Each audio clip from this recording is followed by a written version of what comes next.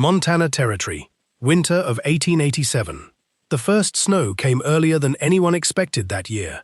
By the middle of November, the Rocky Mountains had already disappeared beneath thick blankets of white.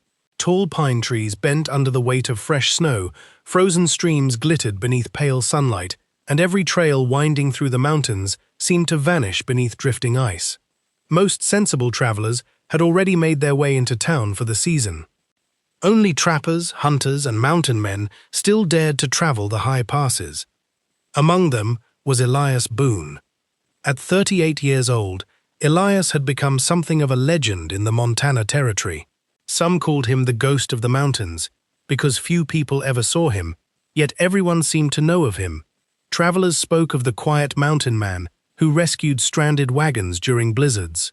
Ranchers remembered the stranger who repaired broken fences without asking for payment. Widows whispered about anonymous bundles of firewood mysteriously appearing outside their cabins each winter. Elias never stayed long enough to receive thanks. He believed good deeds belonged to God, not to the man who performed them. This afternoon, he guided his sturdy bay horse, Buck, carefully along a narrow ridge overlooking a frozen valley. Behind him, a pack mule carried bundles of beaver pelts, fox hides, and supplies he had traded in the nearest settlement. The wind carried a bitter chill. Snowflakes drifted lazily through the air. Buck suddenly stopped. The horse lifted his head and let out a soft snort. Elias frowned. "What is it, old friend?" Buck refused to move. Instead, his ears turned toward the thick forest below. Elias listened. At first, he heard nothing but the wind. Then, very faintly, a child crying. His heartbeat quickened. No child should have been this high in the mountains, especially not alone. Without hesitation, Elias tied Buck to a pine tree and began climbing down the rocky slope, sinking nearly to his knees in fresh snow. The crying grew louder with every careful step. "Hello?" he called gently. No answer, only frightened sobs. He pushed through snow-covered branches until he reached a small clearing beneath an enormous pine tree. There she was.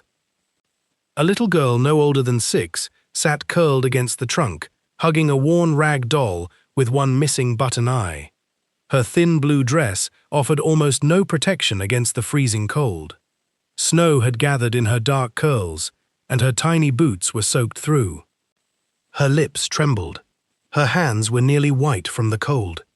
She looked up as Elias approached. Fear filled her wide blue eyes. He immediately knelt several feet away so he wouldn't frighten her. "It's all right. My name is Elias. I won't hurt you." The little girl clutched the doll tighter. "My daddy will." Those words hit harder than the cold wind. Elias spoke softly. "What's your name?" She hesitated. "Clara." "How long have you been out here, Clara?" "I don't know." Her voice shook. "I got scared. I ran. She looked over her shoulder, as though expecting someone to appear at any moment. Then she whispered the words that would stay with Elias for the next 20 years. "Please, don't let Daddy find me." Elias swallowed hard. He had seen fear before. He had seen children separated from wagon trains. He had seen families lose everything during harsh winters. But this was different. This was the fear of a child who believed home was more dangerous than the wilderness. Without another word, Elias slowly removed his heavy fur coat. "May I wrap this around you?" She nodded. He gently placed the warm coat around her tiny shoulders. Almost immediately, she began shivering less. Then he carefully lifted her into his arms. She weighed almost nothing, far too light for a healthy child. As he climbed back toward Buck, Clara buried her face against his shoulder. After several minutes of silence, she spoke again. "Mister?" "Yes?" "Are you an angel?" Elias chuckled softly. "No, I'm just a mountain man." She looked disappointed. "I thought angels wore big coats." He smiled. "Maybe some do." The little girl managed the smallest smile. It was the first smile he had seen on her face. The nearest cabin belonged to an elderly couple named Samuel and Ruth Carter. When Elias knocked on the door, Ruth gasped the moment she saw the child. "Mercy! Bring her inside!" The cabin quickly filled with warmth. A fire crackled. Hot stew simmered over the stove. Ruth wrapped Clara in thick quilts, while Samuel placed another log on the fire. Clara stared at the bowl of stew set before her. She didn't eat. Instead, she looked toward the door. Elias noticed. "You don't have to be afraid," she whispered without looking at him. "If I eat before Daddy says I can." She stopped herself. Ruth looked away, hiding tears. Samuel's jaw tightened. Elias quietly slid the bowl closer. "Tonight. You may eat because I said you could." Clara looked uncertain. Then, very slowly, she picked up the spoon. She ate as though she hadn't seen a proper meal in days. No one spoke. The only sounds in the cabin were the crackling fire and the quiet clink of the spoon against the bowl.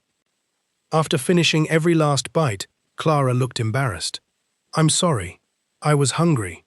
Ruth gently brushed a curl away from the girl's face. "You never have to apologize for being hungry." Clara blinked, as if she had never heard such words before. Nearly 2 hours later, loud pounding echoed against the cabin door. Samuel opened it cautiously. A rough-looking man stepped inside, followed by a thin woman wrapped in a faded shawl. The man smelled strongly of whiskey. His beard was untrimmed. His eyes were hard. "You seen my girl?" Before anyone could answer, Clara froze. Her face turned pale. She instinctively moved behind Elias. The man noticed. "There you are!" Silas Whitmore stormed across the room. Without asking a single question, without checking if she was hurt, he grabbed Clara roughly by the arm. "What did I tell you about running?" His hand struck her across the face. The sharp sound echoed through the cabin. Everyone stood in stunned silence. Clara did not cry. She simply lowered her eyes, as though she expected it. Elias stepped forward. "That's enough." Silas glared at him. "You mind your business." "My family ain't your concern." Elias met the man's gaze without raising his voice. "I found her freezing alone in the mountains. She could have died." Silas shrugged. "She didn't." He turned back toward Clara. "Now quit making trouble." The woman standing near the door, Martha Whitmore, said nothing. She didn't comfort her daughter. She didn't defend her. She simply sighed impatiently. "We've wasted enough time." Before leaving, Clara looked back at Elias. Their eyes met. He reached into the pocket of his coat and removed a small silver cross hanging from a simple leather cord. It wasn't expensive. It wasn't made of gold. It had belonged to his own mother. He knelt until he was at Clara's eye level. "I want you to keep this."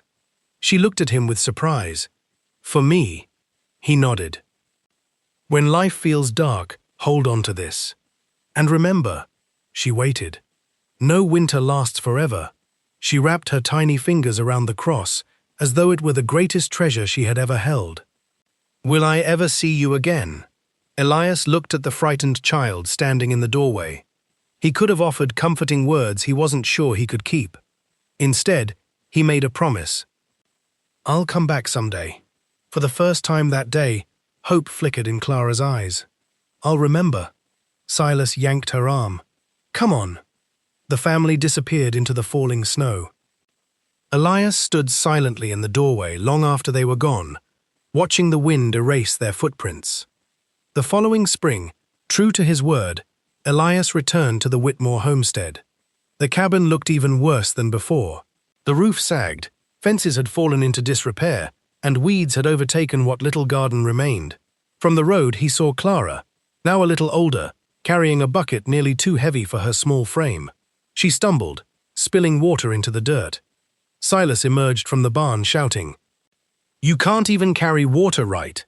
The man snatched the bucket and shoved her so hard she fell to her knees. Elias clenched his fists. He rode to the yard and dismounted. "I came to see how the girl is doing." Silas laughed. "Since when is that your concern?" Elias looked directly at him. "If she's hungry, I'll pay for food. If you're struggling, I'll help." If you can't care for her, he paused. Let me take her in. Silas's smile disappeared. You think I'd just hand over my daughter? Elias reached into his saddlebag and placed a small pouch of coins on the porch. It's all I have. Silas kicked the pouch off the step. The coins scattered into the dust. Come back when you've got real money. Then he leaned closer and sneered. Everything has a price, mountain man. Elias looked past him to Clara. She still wore the silver cross around her neck. She held it tightly in one hand. Their eyes met for only a moment. Then he climbed back onto Buck and rode away. Not because he had given up, because he knew he would need patience as much as courage. Years passed. Seasons came and went. The little girl beneath the pine tree grew into a young woman. Elias never forgot her, not for a single winter. Every time he passed through the valley, he asked quietly after the Whitmore family. Every night, before the fire in his lonely cabin burned low, he bowed his head and prayed the same simple prayer. Lord, keep her safe until I can keep my promise. Then, one cold autumn evening, as orange firelight danced across the walls of his cabin, there came a firm knock at the door.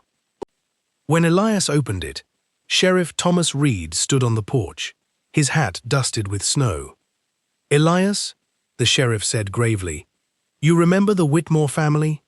A familiar ache settled in Elias's chest. I've never forgotten them. The sheriff removed his gloves slowly. Silas has gambled away nearly everything. Elias's expression darkened. And? The sheriff hesitated. There are men in town saying he's found one thing left to sell. Silence filled the cabin.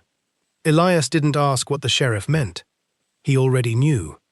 Within minutes, he had Buck saddled, his rifle secured, and a small leather pouch containing every dollar he had ever saved tied to his saddle. As dawn's first light broke over the mountains, the lone mountain man rode toward the Whitmore farm, not to buy a woman, but to fulfill a promise he had made to a frightened little girl beneath a snow-covered pine tree 20 years before. As Elias reaches the Whitmore porch, he hears Silas say to a wealthy, cruel saloon owner, $500, and she's yours forever. Elias realizes he has arrived only moments before Clara's fate is sealed. The morning sun had barely climbed over the mountain peaks when Elias Boone reached the Whitmore farm. The cabin looked smaller than he remembered. The roof sagged under years of neglect.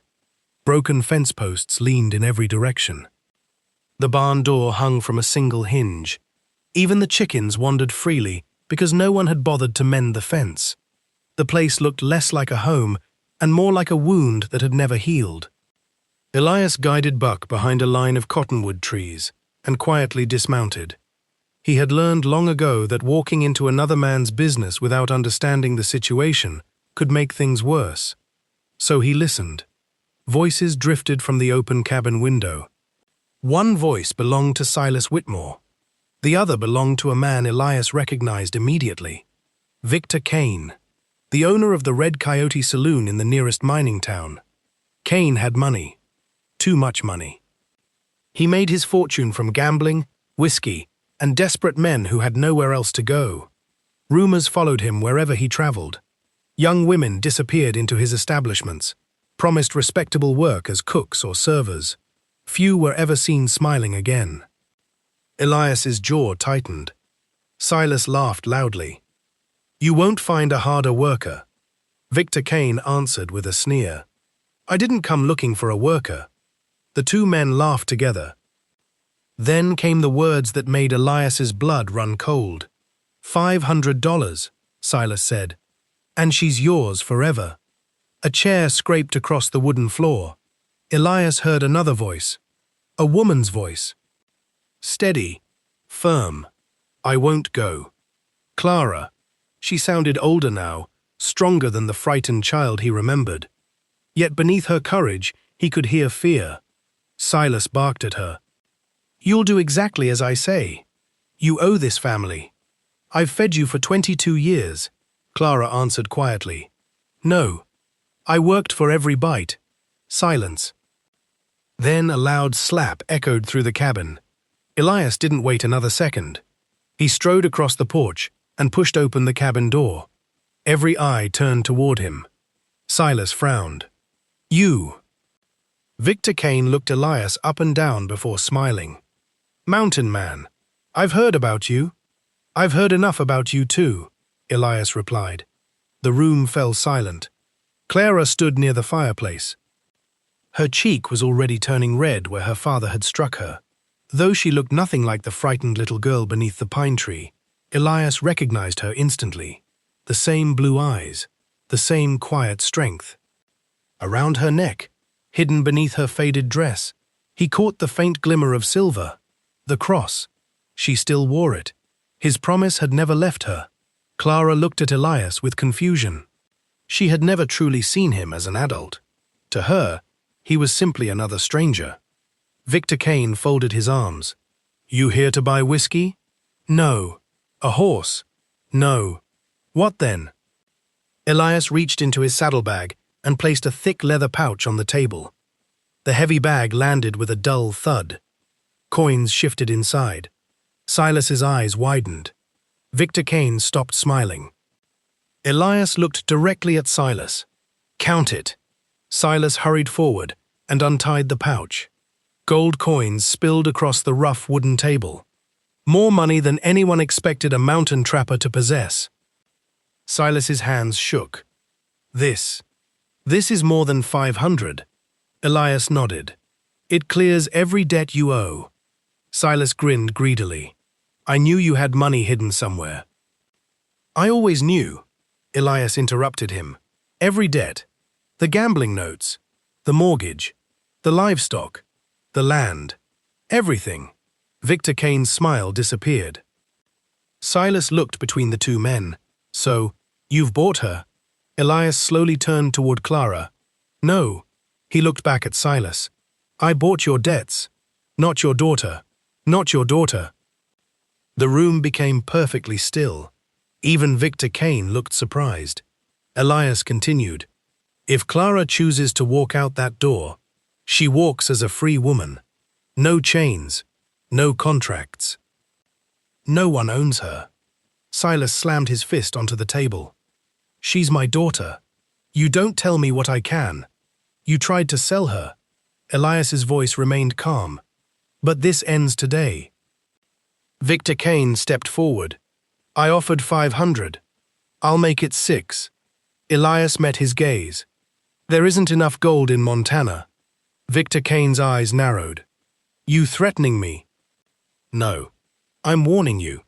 The room filled with a dangerous silence. Sheriff Thomas Reed stepped through the open doorway. "I'd listen if I were you, Kane." Victor glanced toward the sheriff. "I don't want trouble." Sheriff Reed folded his arms. "Then leave." For a long moment, no one moved. Finally, Victor Kane tipped his hat toward Elias. "This isn't finished." He turned and walked out. The sound of his horse faded down the road. Silas stared helplessly at the pile of gold. "What happens now?" Sheriff Reed answered. "Your debts are paid. The contracts are settled. As for Clara," he looked toward her kindly. "The law says she's an adult. She decides where she goes." Silas turned toward his daughter. "You'll stay. You owe me." Clara looked at him for a long time. For years she had obeyed every command, accepted every insult, carried every burden. But something had changed. She quietly reached beneath her dress and pulled out the small silver cross. Its surface was worn smooth from years of being held in frightened hands. She remembered countless nights clutching it while crying herself to sleep. She remembered whispering prayers she wasn't sure anyone heard. She remembered believing the stranger who gave it to her had long forgotten she existed. Now, here he stood, still keeping his promise. She lifted her eyes toward Elias. If I leave," he answered before she could finish. "No one will stop you." She searched his face. "You expect nothing." "No." "You don't want anything in return." "No." "Why?" For the first time since entering the cabin, emotion flickered across Elias's face. "Because freedom isn't something anyone should have to earn." Tears filled Clara's eyes. Slowly, almost fearfully. She walked across the room. Every step felt like crossing a lifetime. When she reached the door, she stopped beside Elias. She looked back, one final time. The cabin where she had grown up held no happy memories. Only fear, silence, loneliness. She turned away. Without another word, she walked out. Not as property, not as payment, but as a free woman. The ride into the mountains was almost completely silent. Elias rode a respectful distance ahead, allowing Clara time to gather her thoughts. She expected questions. There were none. She expected orders. None came. Hours later, they stopped beside a clear mountain stream. Elias unsaddled Buck and handed Clara a small cloth bundle. "You're probably hungry." Inside were fresh bread, dried venison, apples, and cheese. She hesitated. "You first." He smiled. "I've eaten." "You haven't." She blinked. "How do you know?" "I've been around hungry people." She looked down. He was right. She hadn't eaten since the previous morning. This time, no one needed to give her permission. She quietly ate. When she finished, Elias walked to one of the pack horses and removed a beautifully crafted Western saddle. "I bought this yesterday." He placed it gently on a calm chestnut mare. The horse nuzzled Clara's shoulder. "She's yours." Clara looked confused. "I don't own anything." "You do now." "I don't know how to ride." "I'll teach you." Patiently, slowly, without criticism. For the next several hours, Elias showed her everything he knew: how to sit comfortably, how to guide the reins, how to trust the horse. Every time she made a mistake, he simply smiled. "Try again." No anger, no shouting, no disappointment, only patience.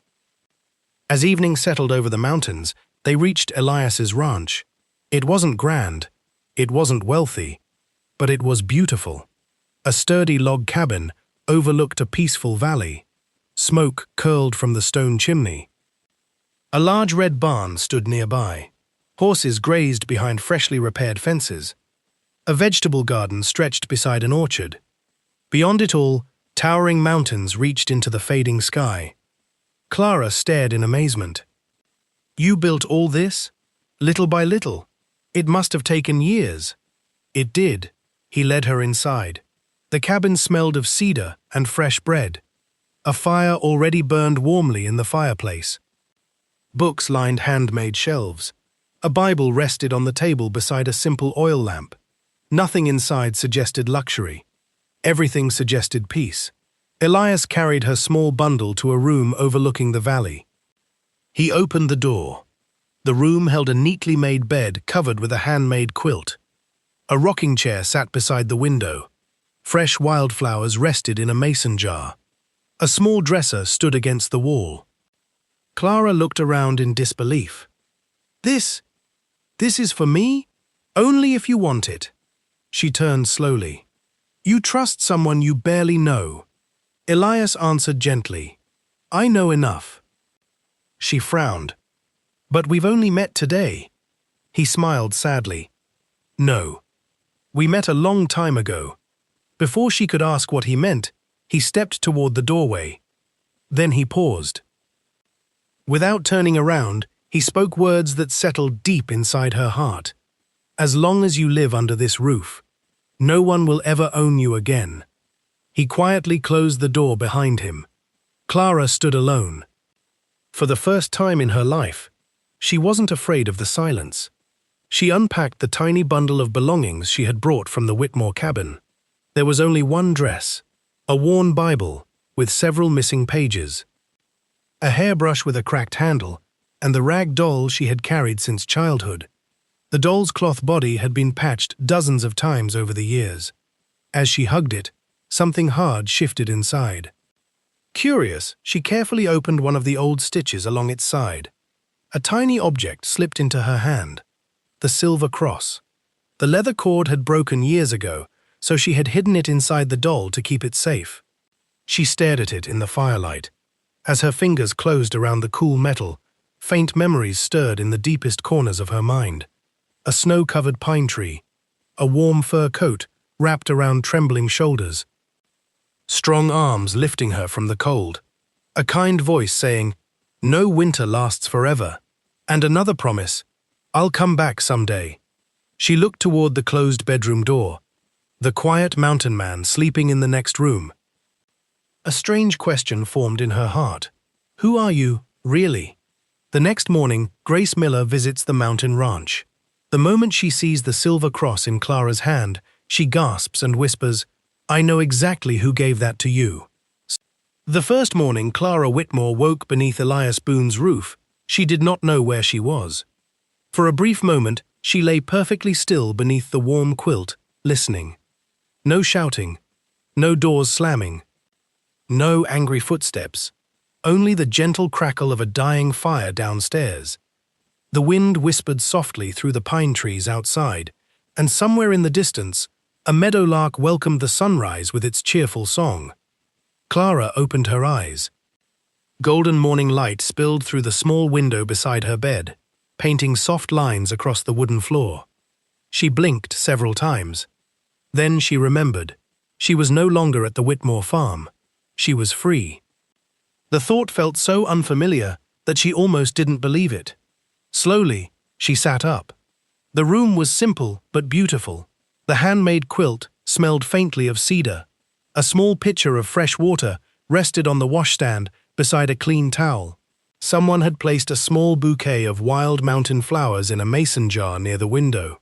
No one had ever prepared a room just for her. She reached toward the flowers, gently touching one bright yellow blossom. A smile almost appeared. Almost. Years of disappointment had taught her not to trust happiness too quickly. She dressed quietly and braided her long chestnut hair before opening the bedroom door. The smell of fresh biscuits drifted upstairs. Her stomach tightened. She followed the scent into the kitchen. Elias stood near the old iron stove, turning strips of bacon in a cast-iron skillet. He looked up as she entered. "Good morning!"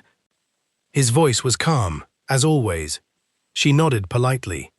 "Good morning. I hope you slept well." She hesitated. "I don't remember sleeping that deeply before." Elias smiled. "I'm glad." He placed a plate on the table. "Breakfast is ready." Clara stopped.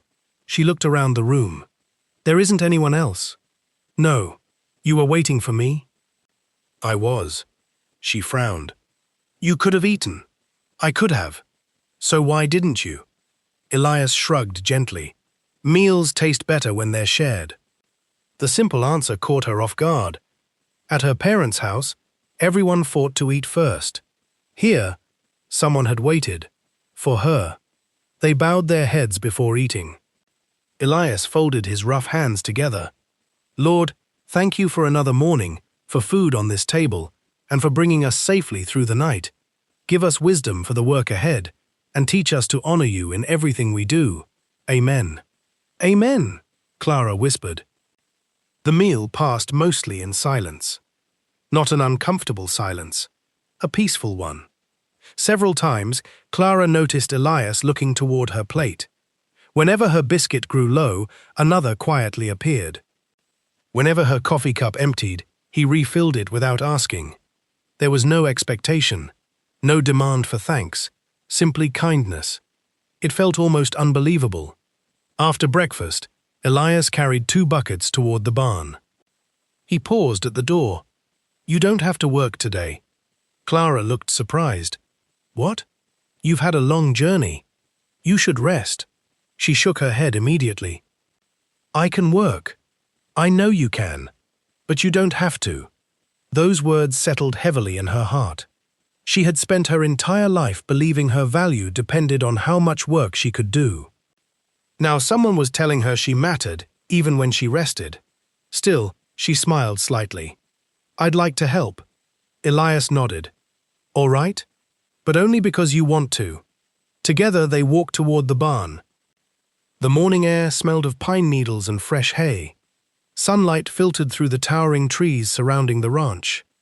Clara looked around in amazement. She had never realized mountains could feel so peaceful. The barn was larger than it appeared from the outside. Several horses lifted their heads as Elias entered. He greeted each one by name. "Morning, Molly." The old mare nickered softly. "And you too, Ranger." A tall black gelding walked over immediately, nudging Elias's shoulder. Clara laughed quietly. "They know you. They're family." She looked at him curiously. "You really believe that?" "I believe every creature the Lord places in our care deserves kindness." He handed her a brush. "Would you like to meet Molly?" The old mare stepped toward Clara without fear. Clara hesitated. "I've never been close to a horse before." "Molly can tell." The mare lowered her head gently. "She's giving you permission." Clara slowly reached out. The horse's warm nose touched her hand. She smiled. This time, the smile stayed. The morning passed peacefully. Elias showed Clara how to brush the horses, how to refill their water, how to gather eggs from the chicken coop without frightening the hens. Every lesson came with patient encouragement, never criticism. When Clara accidentally dropped a bucket, she immediately apologized. "I'm sorry. I'll clean it." Elias looked confused. "For what?" "I made a mess. So, I should have been more careful." He picked up the bucket. "It happens. I've dropped plenty." She stared at him. "You aren't angry?" He smiled. "Why would I be? It's only water." Clara looked away. Quietly she whispered, "My father would have—" She stopped herself. Elias didn't ask her to continue. Instead, he simply handed the bucket back with a warm smile. "Let's fill it again." That was all. No lecture, no shame, just another chance. For reasons she couldn't explain, tears stung her eyes. Around midday, the sound of wagon wheels echoed from the trail. A cheerful voice called from outside. "Elias, you home?" Clara looked toward the window. A small wagon had stopped beside the garden. A woman climbed down, carrying 2 covered baskets. She looked to be about 30 years old, with auburn hair tucked beneath a simple bonnet, and a warm smile that seemed to brighten the whole yard. Elias walked outside. "Grace, you're early." Grace Miller laughed. "I know. But my apple pies refuse to wait until tomorrow." She noticed Clara standing in the doorway. "Oh, you must be the young lady Sheriff Reed told me about." Clara nodded politely. "I'm Clara." Grace immediately crossed the yard and embraced her before Clara could react. "We've been praying for you." Clara stiffened. No stranger had ever hugged her before. Grace stepped back with an apologetic smile. "Forgive me. I forget not everyone enjoys being squeezed." Clara couldn't help smiling. "I've just never—" She searched for the words. "Had anyone happy to see me?" Grace's eyes softened. "Well, you do now." Inside the cabin, Grace unpacked fresh bread, homemade butter, jars of blackberry preserves, and still warm apple pies. "You'd think I was feeding an army," she joked. Elias chuckled. "You usually do."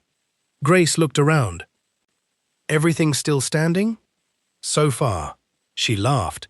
Then her eyes drifted toward Clara. Something caught her attention. Around Clara's neck hung a familiar silver cross. Grace froze. Her smile disappeared. She stared at it for several long seconds. Finally, she whispered, "Where did you get that?" Clara instinctively touched the cross. "I've had it since I was little." "Someone gave it to me." Grace looked slowly toward Elias, then back at Clara. "Who?" Clara frowned. "I don't remember. I was very young." Grace carefully lifted the cross in her hand. Tears immediately filled her eyes. "I know this cross." Clara looked surprised. "You do?" Grace nodded. "I've seen it before." She looked toward Elias again. "This belonged to your mother." The room became perfectly silent. Clara slowly turned toward Elias. He quietly lowered his eyes. Grace looked confused. "You never told her?" Elias answered softly. "It wasn't my story to tell." Clara's heartbeat quickened. "What story?" Grace sat down. I suppose it's time. She looked gently at Clara. 20 years ago, there was a terrible snowstorm. My husband and I were living in the lower valley. We heard that a little girl had wandered into the mountains. No one believed she'd survive the night. She smiled faintly. But Elias did. He searched until he found her beneath a pine tree. Clara's fingers tightened around the cross. Grace continued. He carried that little girl through waist-deep snow. He nearly froze getting her to safety. Then she looked toward Elias. He gave her the only thing he had that belonged to his mother. This cross. Clara stared. The room around her seemed to disappear. Suddenly, memories long buried beneath years of pain began rising to the surface. A warm coat wrapping around tiny shoulders. A deep, gentle voice. Strong arms carrying her through falling snow. A fire, hot soup, kind eyes, and one promise. I'll come back someday. Her breathing became uneven. She looked directly at Elias. It was you. He nodded quietly. Yes. Tears filled her eyes. You came back. I told you I would. For several moments, neither of them spoke. Clara had spent years believing the memory belonged to a dream, yet here stood the man who had carried her to safety, the man who had never forgotten. Grace quietly wiped away her own tears. I'll leave you two to talk. She gently squeezed Clara's shoulder before slipping outside. The cabin became silent once more. Clara slowly walked toward Elias. So, you remembered me all these years? I did. Why? He looked into the fire before answering. Some promises change a man's life. When I found you beneath that pine tree, I realized no child should ever wonder whether anyone cared if she lived. I tried to help the following spring. I offered your father everything I had. I wasn't enough. I promised myself that if God ever opened another door, I wouldn't miss it. Clara's voice trembled. So you spent 20 years waiting? I spent 20 years preparing. She looked puzzled. What do you mean? I worked. I trapped. I bought this land. I built this house. I saved every dollar I could. Not because I knew what would happen, but because if the day ever came when you needed help again, I wanted to be ready. Clara covered her mouth. No one, not even once, had ever prepared for her, had ever planned for her future, had ever believed she was worth such faithfulness. Tears streamed freely down her face. She whispered, I don't know how to thank you. Elias shook his head. You don't owe me thanks. You don't owe me anything. I made that choice. She stepped closer. But why? He smiled gently. Because that's what love does. Clara looked startled. His expression remained calm. Seeing her surprise, he added, I don't mean the kind you're thinking of. I mean the love we're commanded to show one another. The kind that protects. The kind that keeps its promises. The kind that expects nothing in return. She nodded slowly. For the first time in her life, she understood that love could exist without fear, without control, without conditions.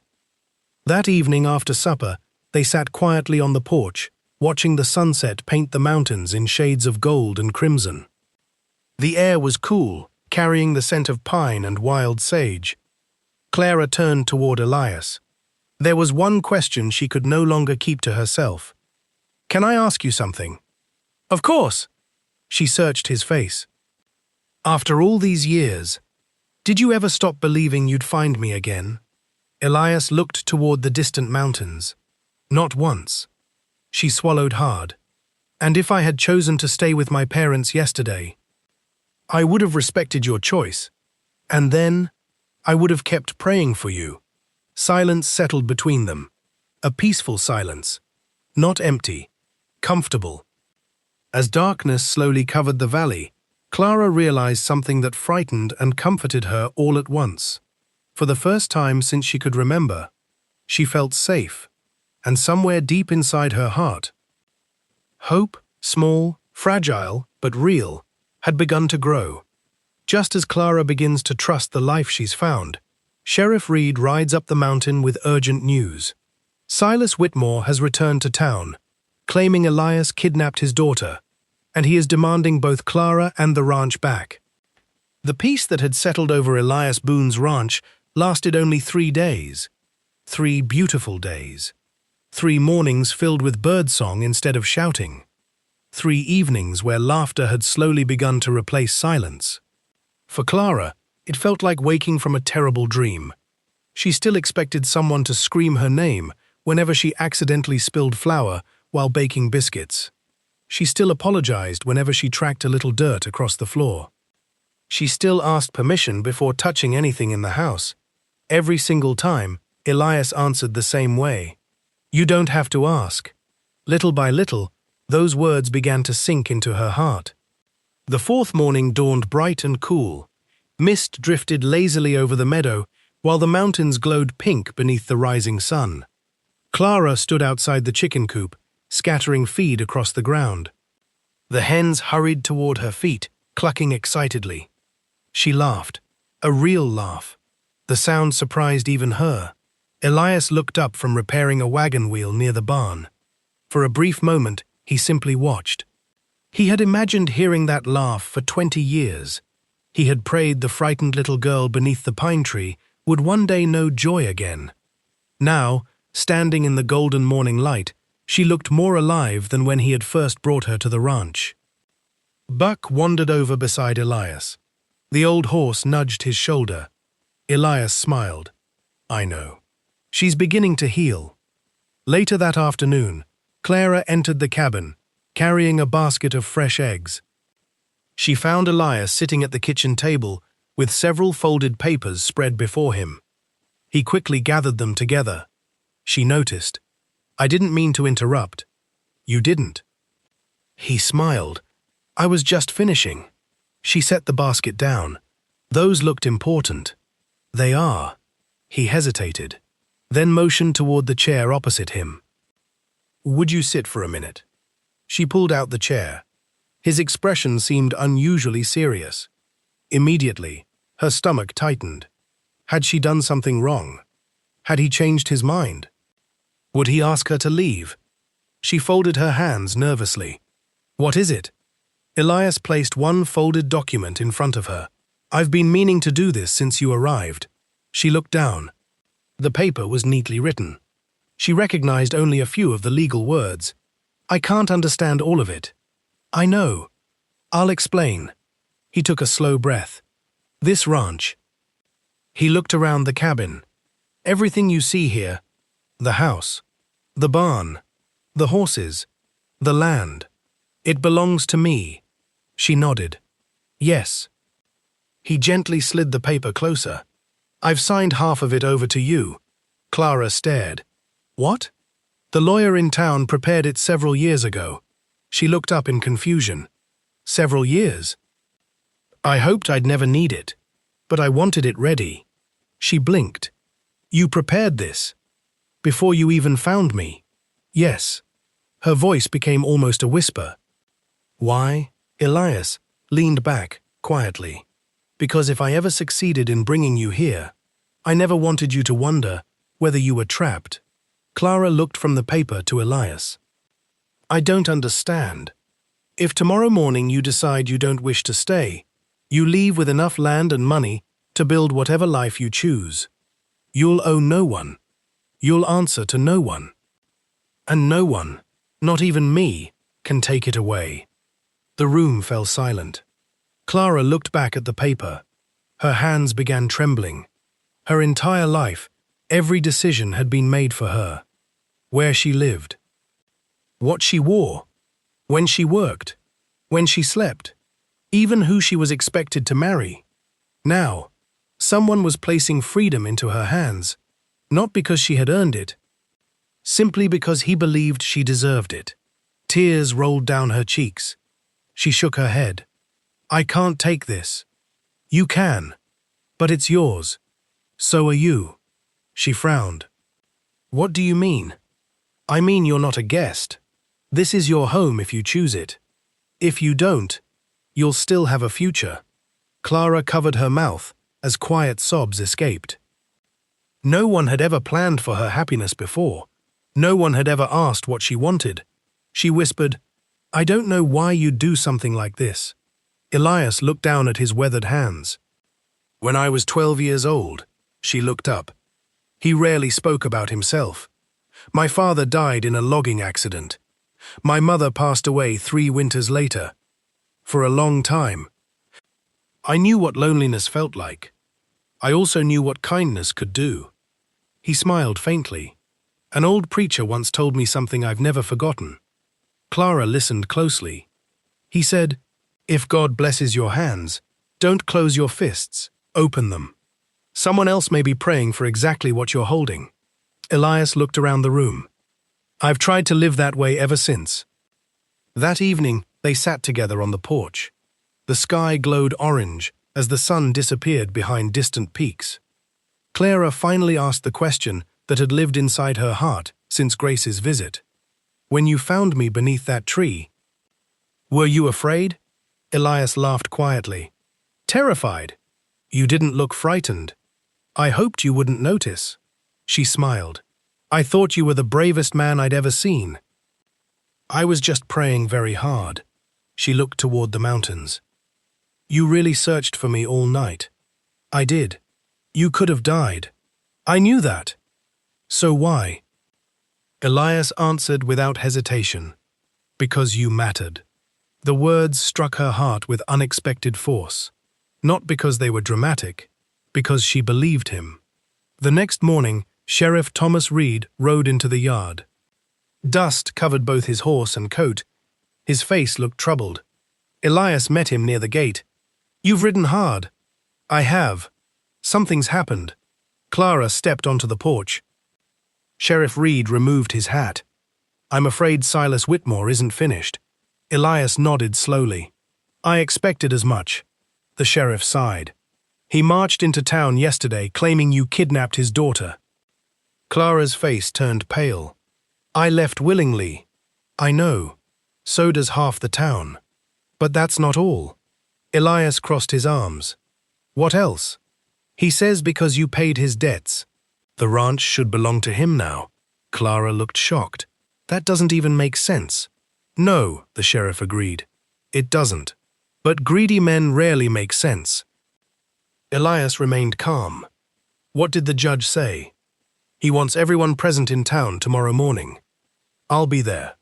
The following day, the small courthouse filled quickly. Farmers, merchants, neighbors. Everyone wanted to hear the strange dispute. Silas Whitmore stood proudly beside 2 local troublemakers, who eagerly agreed with whatever he said. Clara entered with Elias and Sheriff Reed. Whispers filled the room. "There she is. She looks healthier already. Look at her." Judge Henry Collins entered. Everyone stood. He nodded politely. "Be seated." He looked first toward Silas. "You've brought serious accusations." Silas immediately began. "That mountain man stole my daughter. He tricked her. He paid my debts. Now, he's keeping both her and my property." Judge Collins turned toward Clara. "Miss Whitmore, did anyone force you to leave?" "No, Your Honor." "Did Mr. Boone threaten you?" "No." "Did he promise marriage?" "No." "Did he demand repayment?" "No." "Then why did you go with him?" Clara looked toward Elias, then back at the judge. "Because he was the first person who ever asked what I wanted." Silence spread through the courtroom. Even Silas seemed surprised. The judge folded his hands. "Do you wish to return to your father's home?" Clara answered immediately. "No." Judge Collins nodded. "As an adult woman, that decision belongs entirely to you." Silas jumped to his feet. "She belongs to me." "No," Judge Collins replied firmly. "She never did." Sheriff Reed then stepped forward, carrying a small leather ledger. "I have something the court should see." The judge accepted it. "What is this?" "A record from the Red Coyote Saloon, Victor Kane's own bookkeeping." Silas suddenly lost all color. The sheriff continued. "It details gambling debts, property exchanged, and one particularly disturbing agreement." The judge turned several pages. His expression hardened. Then he read aloud. Payment accepted upon delivery of Clara Whitmore.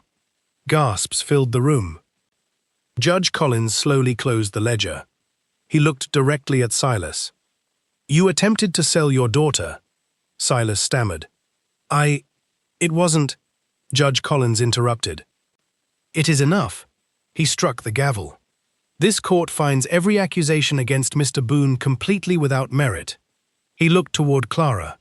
Miss Whitmore is, and always has been, free to choose her own home. Then he turned toward Silas. As for you, you will answer for attempted fraud, unlawful coercion, and other charges to be reviewed by the territorial authorities. Deputies stepped forward. Silas looked desperately toward Clara. Tell them! I'm your father. Clara stood quietly. Her eyes filled with sadness. Not hatred, sadness. I prayed for many years that you'd become the father I needed. A tear slipped down her cheek. But you never chose to be. The deputies gently led Silas away.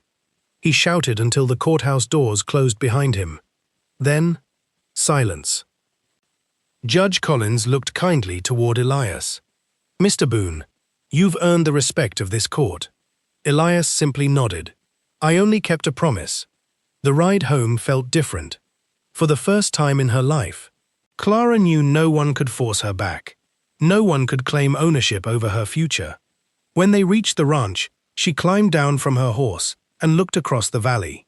The setting sun painted everything gold. She turned toward Elias. You could have told everyone what you'd done for me. You could have made yourself look like a hero. He smiled. Heroes are usually looking for applause. I wasn't. What were you looking for? He answered quietly. You? Her heart skipped. Before she could respond, he quickly added, I wanted to know you were safe. Clara smiled softly. I know. That night, long after Elias had gone to bed, Clara sat alone on the porch, holding the silver cross in her hands. She looked toward the stars, scattered across the clear mountain sky. For years, she had believed she had been forgotten. Forgotten by people, forgotten by hope, perhaps even forgotten by God. Now she understood something different. Sometimes God answered prayers through quiet people who expected nothing in return. People like Elias Boone. As she closed her hand around the cross, another feeling quietly settled into her heart. It was no longer only gratitude she felt when she looked at the lonely mountain man. It was becoming something deeper, something she was almost afraid to name. Far across the valley, hidden in the shadows of the trees, another pair of eyes watched the cabin. Victor Kane sat silently on horseback. His face was hard. His pride had been wounded in front of the entire town. He turned his horse toward the darkness. If I can't have the girl, he muttered to himself, I'll make sure Boone loses everything else. The quiet peace of the mountain ranch was about to face its greatest trial. Under the cover of night, smoke begins rising from the lower pasture. By the time Elias reaches the barn, flames are climbing into the sky, and Clara realizes someone has set the ranch on fire. The night was still. A bright moon hung above the Montana mountains, bathing the valley in silver light. The wind had grown calm, and the only sounds were the chirping of crickets and the distant rush of the river flowing through the canyon below. Inside the cabin, the fire had burned low. Elias sat in his favorite chair, carefully repairing an old leather saddle. Across the room, Clara quietly read from the worn Bible she had carried since childhood. Several pages were missing, and the cover had long since cracked, yet it remained her most treasured possession. She looked up. You've fixed that saddle 3 times already. Elias smiled without looking up. And it'll probably need fixing a 4th. She laughed softly. You never throw anything away. I don't like giving up on things that still have life in them. Clara closed her Bible. Is that why you never gave up on me? Elias finally looked at her. His expression was gentle. I never believed you were something to give up on. Before Clara could answer, Buck suddenly let out a loud, anxious whinny from outside. Then another horse answered. The sound was sharp, urgent. Elias was on his feet in an instant. His eyes narrowed. "Stay inside." He grabbed the rifle hanging above the fireplace and hurried toward the front door. Clara followed him onto the porch despite his warning. The smell reached them first. Smoke. Elias turned toward the lower pasture. Orange flames flickered against the darkness. His heart dropped. The barn. Without another word, he ran. The fire spread with frightening speed. Dry hay stacked inside the barn fed the flames until they roared toward the roof. Horses kicked wildly against their stalls, terrified by the heat. "Elias!" Clara shouted as she raced after him. He reached the large wooden doors and threw them open. Smoke poured outward. Inside, frightened animals screamed. "Get back!" he yelled. "It's too dangerous!" But Clara was already beside him. "We can't leave them." Elias nodded. "Take the south stalls. I'll open the north." Together, they disappeared into the smoke. Inside, the heat was nearly unbearable. Elias moved from stall to stall, untying ropes with steady hands. "Easy, Ranger. It's all right." One by one, the horses bolted into the open pasture. On the opposite side of the barn, Clara struggled with Molly's stall. The old mare refused to move. "It's all right, girl. Come on." A burning beam crashed to the floor nearby. Sparks exploded into the air. Clara jumped back. "Elias!" He reached her within seconds. Together they guided Molly toward the doorway, just as another section of the roof collapsed behind them. They stumbled outside.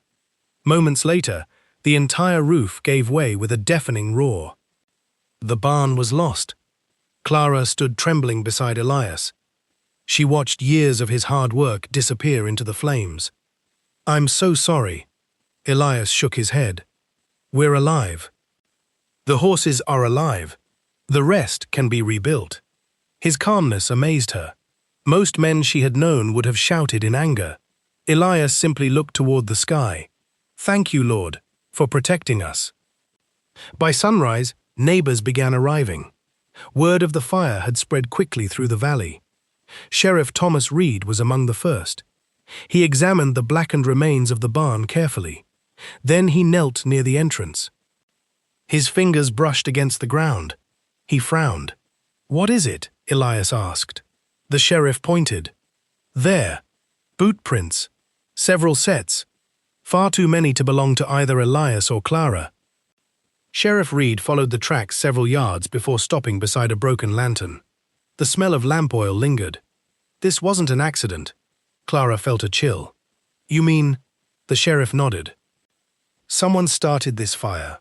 Elias looked toward the distant tree line. He already suspected who.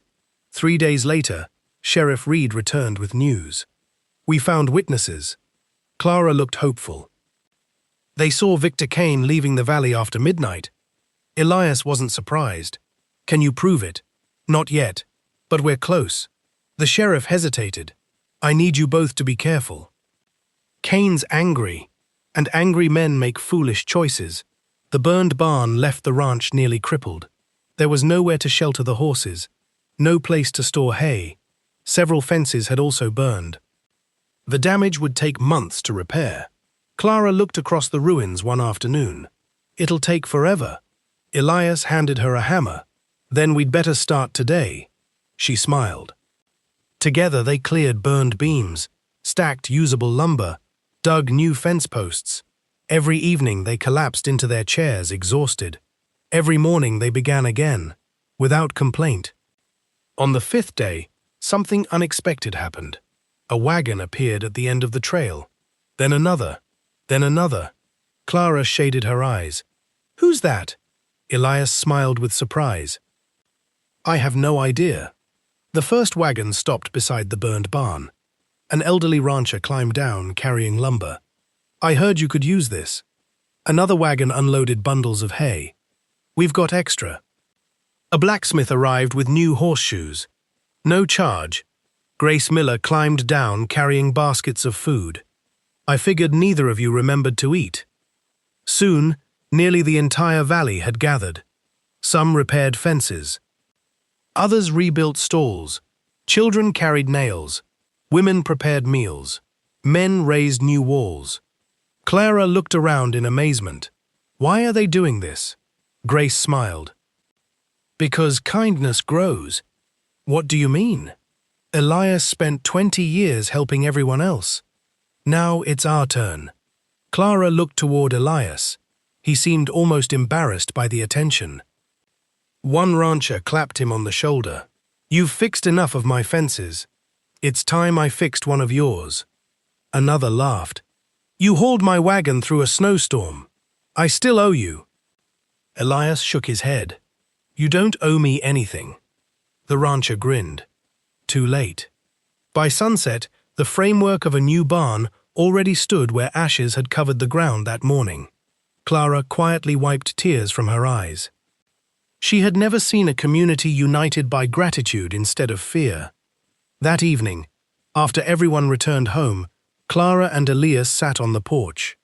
The mountains glowed beneath another beautiful sunset. Clara broke the silence. I understand something now. What? You've spent your whole life giving. I've never seen you ask for anything. Elias chuckled softly. I've asked God for plenty. What about people?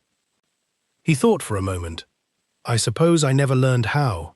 She looked at him carefully. Have you always been alone? He nodded slowly. My parents passed away before I turned 16. I built this place one log at a time. Most days it didn't bother me. And now? He looked toward the house. It doesn't feel quite so lonely anymore. Their eyes met. Neither spoke. Neither needed to. Several days later, Sheriff Reed rode up the mountain again. This time he smiled. We've got him. Cain? The sheriff nodded. One of his own workers confessed. He admitted Cain paid him to burn the barn. Clara let out a long breath. What happens now? He's headed for prison. Elias simply nodded. I'll pray he changes. The sheriff looked surprised. After everything he's done, Elias answered quietly. Holding on to hatred burns a man from the inside.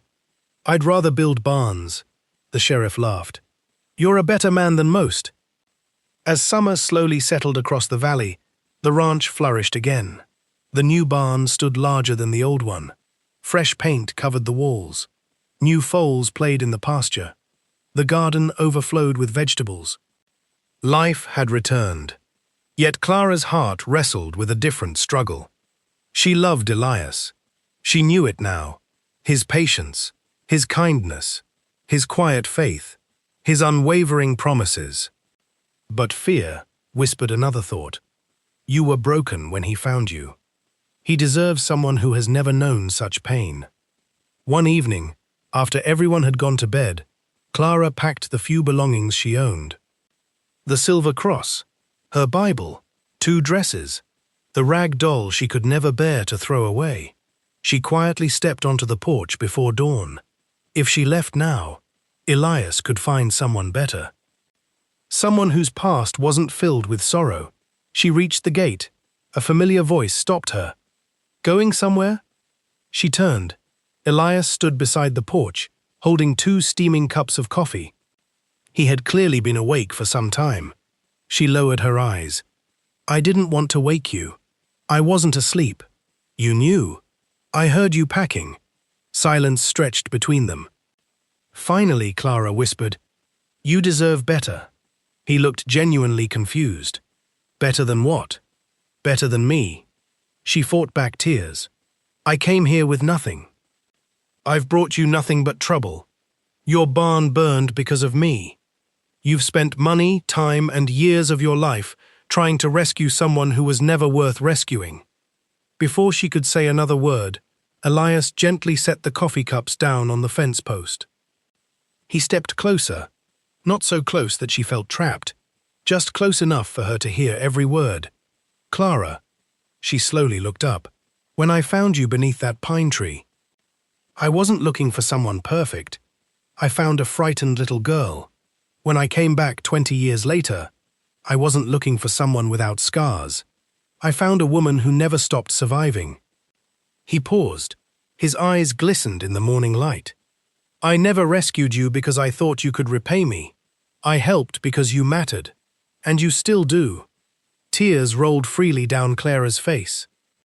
I don't know how to love someone like you. Elias smiled. You don't have to know. You only have to be honest. He took a slow breath. I made you one promise many years ago. I promised I'd come back. She nodded through her tears. I kept that promise. But there was one promise I never made. She looked at him questioningly. I never asked you to stay. His voice grew softer. If your heart chooses another path, I'll help you pack. I'll hitch the wagon. I'll pray for your happiness every day for the rest of my life. He smiled gently. But if your heart ever chooses mine, it will be the greatest gift God has ever given me. The world seemed to stand still. Clara searched his face. There was no pressure, no demand, no expectation, only love freely offered. At that moment, she understood the greatest difference between Elias and every person who had ever controlled her. Everyone else had tried to keep her by force. Elias was willing to let her go, because love that must be forced isn't love at all. With tears streaming down her cheeks, Clara took one trembling step forward, then another. Finally, she wrapped her arms around him. I don't want another path. Her voice broke with emotion. I choose you. For the first time in many years, the lonely mountain man closed his eyes and allowed himself to weep, not from sorrow, but from overwhelming gratitude. High above them, the first rays of sunrise spilled across the mountains, bathing the valley in warm golden light. The promise made beneath a snow-covered pine tree had finally led them both home. The following afternoon, Elias leads Clara to the very pine tree where they first met 20 years earlier. Beneath its branches, with the silver cross in her hands and the mountains standing witness, he kneels with a simple ring and asks the question he has carried in his heart for 2 decades. The morning after Clara chose to stay, the mountain air felt different. The valley was wrapped in a blanket of golden sunlight. Wildflowers swayed gently in the breeze. Birds sang from the tall pines, and the river sparkled like a ribbon of silver as it wound through the foothills. Clara stood on the front porch with a warm cup of coffee in her hands. She watched Elias repairing a section of fence near the pasture. He worked with the same steady patience he showed in everything else. There was no celebration, no grand speech. Nothing had changed on the outside, yet everything had changed within their hearts. For the first time in many years, Elias found himself smiling without realizing it. For the first time in her life, Clara no longer feared tomorrow. She belonged not because anyone owned her, but because she had chosen where her heart was at peace. After breakfast, Elias hitched Buck to the wagon. Clara noticed him placing a small wooden box beneath the seat. She smiled. Planning a trip? He looked almost nervous. A short one. Should I bring anything? He hesitated. Just yourself. She laughed softly. I think I can manage that. I think I can manage that. They climbed into the wagon and started down the familiar mountain trail. Neither spoke very much. The silence between them had become comfortable. As they traveled, Clara noticed they were heading toward a part of the forest she had never seen before. The pine trees grew taller there. The air smelled of cedar and fresh moss. Finally, Elias stopped the wagon. He climbed down first and offered Clara his hand. She accepted it. Where are we? He smiled gently. I've wanted to bring you here since the day you arrived. They walked quietly through the trees. After several minutes, Clara suddenly stopped. Her breath caught. Before them stood a towering pine tree unlike any other. Its thick trunk stretched high into the sky, its branches reaching outward like protective arms. The ground beneath it was covered in soft pine needles. Something deep inside her stirred. She looked around slowly, then memories flooded back. The cold, the snow, the rag doll, the warm fur coat, the strong arms lifting her from the frozen ground. Tears filled her eyes. She could barely speak. The tree. Elias nodded. Yes. For several moments, neither of them moved. The forest seemed almost sacred. Only the gentle wind whispered through the branches above them. Clara slowly walked toward the trunk. She reached out and rested her hand against the rough bark. "I thought I'd forgotten. You never truly did." She turned toward Elias. "I remembered pieces. The cross, the coat, the promise. But I never believed those memories were real." They were. He stepped closer. "I came back here every winter." She looked surprised. "You did? Every year? Why?" "I prayed." She searched his face. "For what?" He smiled softly. "That wherever life had taken you, you would know you weren't alone." Clara covered her mouth as fresh tears escaped. 20 years, 20 winters, 20 years of quiet prayers offered beneath this same tree. No one had ever loved her with such faithfulness. Elias reached into his coat pocket. He removed the small wooden box Clara had noticed earlier. Her heart began to race. He looked down at it for a long moment. Then, without a word, he slowly knelt on one knee. Clara gasped. Inside the box rested a simple gold ring. There was no large diamond, no expensive decoration, only a small engraving inside the band. She leaned closer. The words read, "No winter lasts forever." Her hands flew to her mouth. Elias looked up. His voice trembled slightly. It was the first time she had ever seen him nervous. "Clara, I've waited a long time to ask this. But I never wanted gratitude to answer for you. I wanted your heart." He took a slow breath. "I cannot promise a life without hardship. The mountains will still know storms. There will be long winters. Some harvests will fail. We'll lose people we love. We'll grow older. Our hands will wrinkle. Our hair will turn gray." His eyes never left hers. "But if God allows, I promise to spend every season beside you. I promise to protect your freedom as fiercely as I protect your heart. I promise never to raise my voice in anger. Never to make you wonder whether you're loved. Never to let a day pass without thanking God for you." He smiled through tears. "Clara Whitmore, will you do me the honor of becoming my wife?" For several long seconds, Clara could not speak. She looked at the ring, then at the tree, then at the man kneeling before her, the lonely mountain man who had spent 20 years keeping a promise. She slowly knelt in front of him. Their eyes met. She gently took his weathered hands into hers. "Elias, when I was little, I prayed every night that God would send someone to rescue me." She smiled through tears. "I spent years believing he hadn't answered." She shook her head softly. "I was wrong. He answered the day you found me beneath this tree." She laughed quietly. "I was just too young to understand." She looked directly into his eyes. "I don't choose you because you saved me. I choose you because every day since then, you've shown me what love truly is." She extended her left hand. "Yes, with all my heart.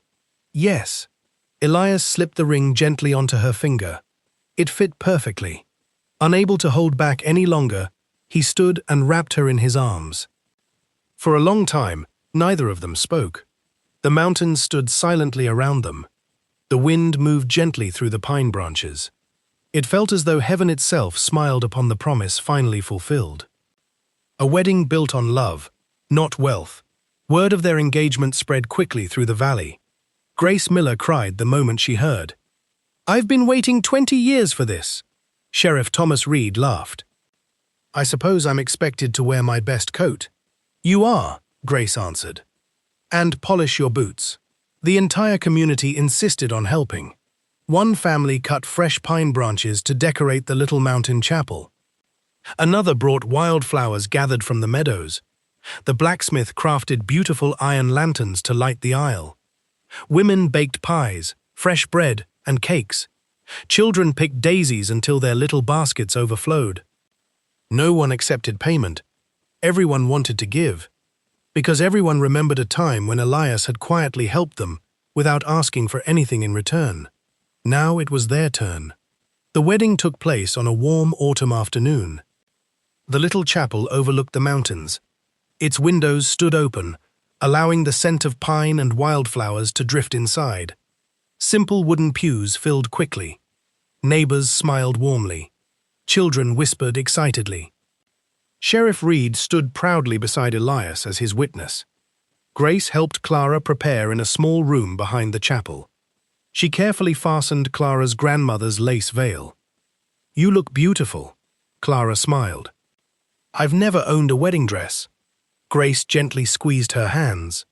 "The dress isn't what people remember. They remember the love." Clara nodded. Around her neck hung the silver cross. She had polished it until it shone. She touched it gently. "I couldn't marry without this." Grace smiled through tears. "I was hoping you'd say that." When the chapel doors opened, everyone stood. Elias looked toward the entrance. His breath caught. Clara walked slowly down the aisle, carrying a simple bouquet of white wildflowers. The afternoon sunlight surrounded her like a gentle halo. She looked beautiful. Not because of expensive clothes, because peace had replaced fear. Every step carried confidence she had never possessed before. When she reached the front, Elias gently took her hands. The pastor smiled warmly. "We gather today not simply to witness a marriage, but to celebrate what faith, patience, and God's grace can accomplish." He looked at Elias. "Do you promise to love this woman as Christ loves his people?" "I do." "Will you protect her, honor her, and walk beside her through every season of life?" "I will." The pastor turned toward Clara. "Do you promise to love this man, encourage him, forgive him, and build a home filled with kindness and faith?" She smiled brightly. "With all my heart." "I do." The pastor invited them to share their own vows. Elias went first. "Clara, 20 years ago, I carried you through the snow. Today, I thank God that we walk side by side. I promise that our home will always be a place of peace. I promise never to use strength to control, but only to protect. I promise to remind you every day that you are loved." Then Clara spoke. She looked directly into his eyes. "When I believed everyone had forgotten me, you remembered. When I believed I had no worth, you showed me my value. When I believed love was something to fear, you taught me love could also heal. I promise that wherever God leads us, my hand will always search for yours." There wasn't a dry eye in the chapel. Even Sheriff Reed quietly wiped away a tear. The pastor smiled. "By the authority entrusted to me, and before God and these witnesses, I now pronounce you husband and wife. You may kiss your bride." As Elias gently kissed Clara, the chapel erupted into joyful applause. Outside, church bells rang across the valley. Children laughed. Neighbors embraced. For the first time in many years, the lonely mountain ranch echoed with celebration. Years of blessing. Time passed gently on the Boone Ranch. Spring followed winter. Summer followed spring. Autumn painted the mountains gold year after year. Their home became known throughout the territory as a place where no one was turned away. Lost travelers always found a warm meal. Widows received firewood before the first snowfall. Hungry children never left without food. Young couples struggling to start ranches often discovered bags of seed, tools, or blankets left anonymously on their porches. Everyone knew who had left them. No one embarrassed Elias by saying so. One snowy evening, several years later, laughter filled the cabin once again. Two young children raced across the floor chasing a playful puppy. A little boy with his father's dark hair and calm eyes. A little girl with her mother's bright smile and curious spirit. Clara watched them from the rocking chair, gently cradling a sleeping baby wrapped in a soft quilt. Elias entered, carrying fresh firewood. The children ran to him. "Papa!" He knelt, laughing as they threw their arms around his neck. Clara watched quietly. The sight healed a part of her heart she hadn't even known was still broken. Her children would never fear their father's footsteps. They would never wonder if they were loved. They would grow up knowing kindness, patience, forgiveness, and faith. Later that night, after the children were asleep, Elias and Clara stepped onto the porch. Snowflakes drifted softly through the moonlight, the same kind of snow that had fallen the day they first met. Clara slipped her hand into his. "You kept your promise."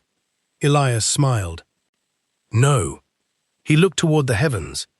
God kept his. She leaned her head against his shoulder. For a while, they simply watched the snow fall in silence. The mountains stood peaceful beneath the stars. The pine tree where everything had begun still watched over the valley. And somewhere deep in Clara's heart, she understood a truth she would carry for the rest of her life. The greatest love stories are not built in a single moment. They are built through thousands of quiet choices, through promises kept, through patience, through sacrifice, through forgiveness, through faith, and through a love that never demands to be earned. Final moral. True love is never about possession. It is about protection. It does not control, manipulate, or demand repayment. It patiently waits, honors another's freedom, and chooses kindness, even when no one is watching. Just as Elias never forgot the frightened little girl beneath the pine tree, God never forgets those who feel abandoned. In His perfect time, He can turn the deepest wounds into the strongest testimonies, proving that no winter lasts forever for those who keep faith.